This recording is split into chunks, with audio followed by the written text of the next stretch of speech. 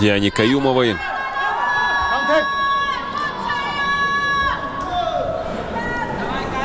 Кальмира Билимбек кызы биздин мекендешибиз 59 кг салмак чембирдигинде жарым финалда бир аз ийгиликсиз беттеш өткөрүп алгандыгын көрдүк. Кальмира кытайлык Жомулагага Сабриназ Жээнбаеваны 11-0 эсебинде жеңген болсо, бул эки спортчу Диана Каюмова менен Кальмира Билимбек кызы биринчи айлампада кез келген. Анда 2-1 эсебинде Кальмира жеңишке жеткендигин жакшы билебиз. Андыктан азыр казакстандык айым таптакыр башкача көрсөткүчтөгү даярдыкта чыккан экендиги талашсыз.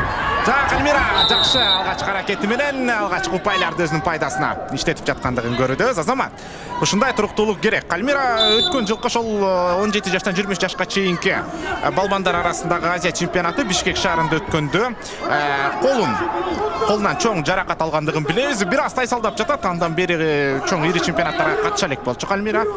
Азыр ошол оң тарабы менен өнүктүргөн чабуулдары кытайлык айым бир аз тажрыйбалууна салып, ошол Кальмиранын оң тарабы аркылуу чабуулдарды өнүктүргөндүгү байкалып турду. Канчалык бир деңгээлде ошол алып калган жаракаттагы таасирин тийгизип койгондой көрүндү.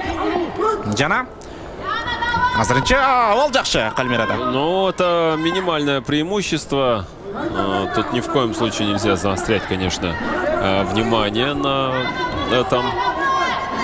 Нужно продолжать бороться. Так, есть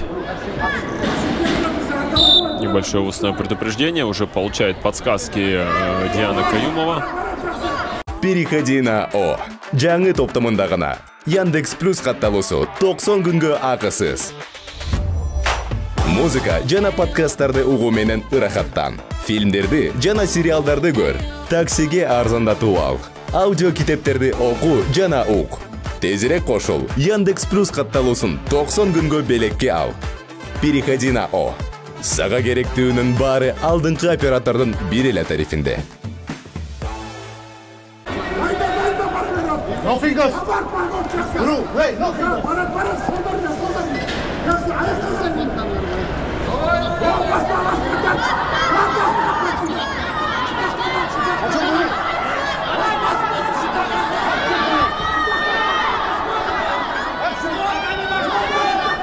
Так, вот сейчас может...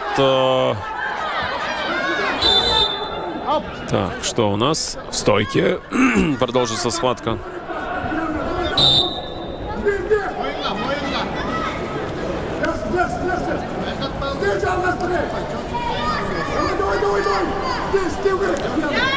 Казакстандык айымды машыктыруучулар Диана Каюмованы алдыга сүрөп жаткандыгын угудабыз.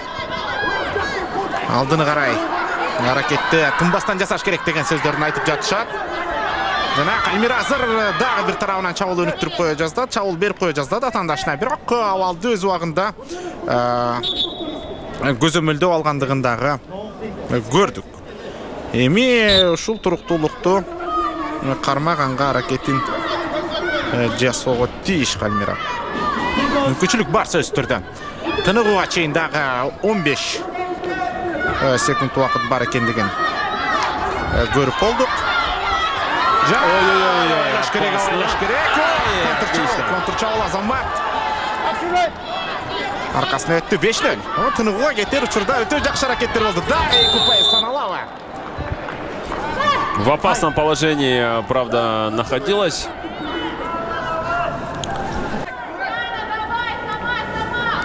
Азырынча абал жакшы. Кальмира бир буту менен Азия чемпионатынын коло медалына жакындап калган кези. Чабуулдук аракеттер токтотпойт, коргонууга өтүүгө деле бел байлабайт сыяктуу. Кальмиранын бул аракеттери.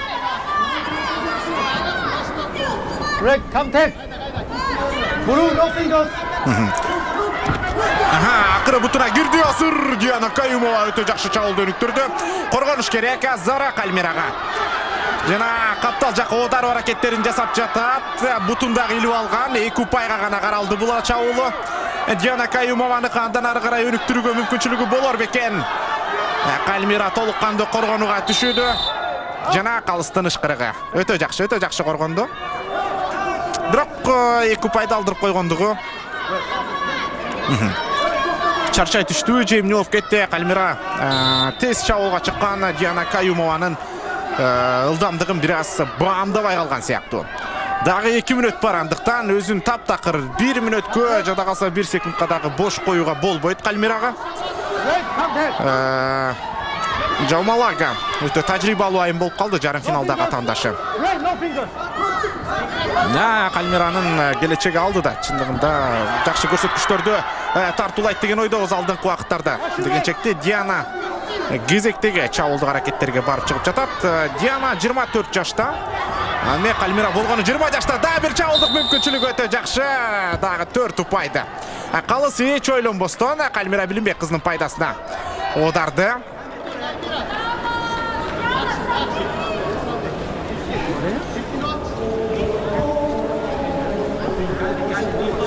Так, пауза, да, у нас сейчас возникает.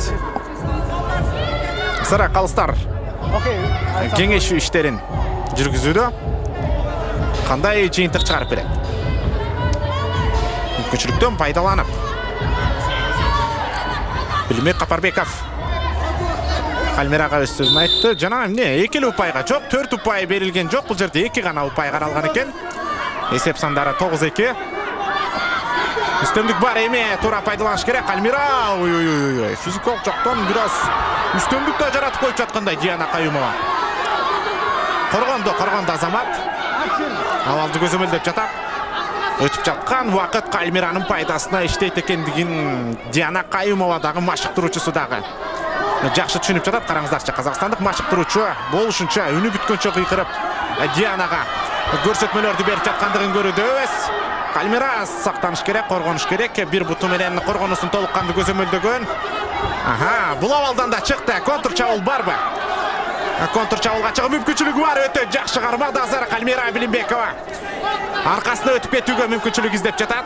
Дагы 40 секунд убакыт беттеш бүтөрүнө. Кальмира колун байлайт, 2 упай бар. 11-2 эсеп сандары. Муну менен гана токтобойт. Чабуулду андан ары өнүктүрүү мүмкүнчүлүгү бар. Бутуна тургузуу буйрутмасы. 11-2. Бутун унтка калтырба деген көрсөтмөнү берүүдө азыр Билимбек Капарбеков.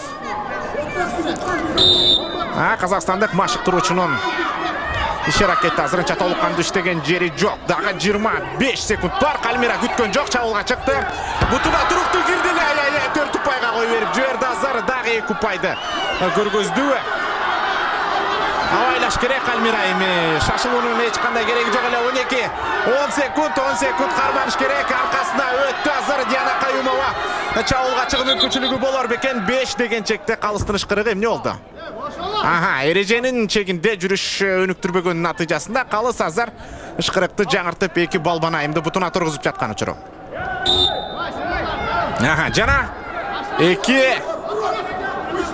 1 бүттү. Стоп.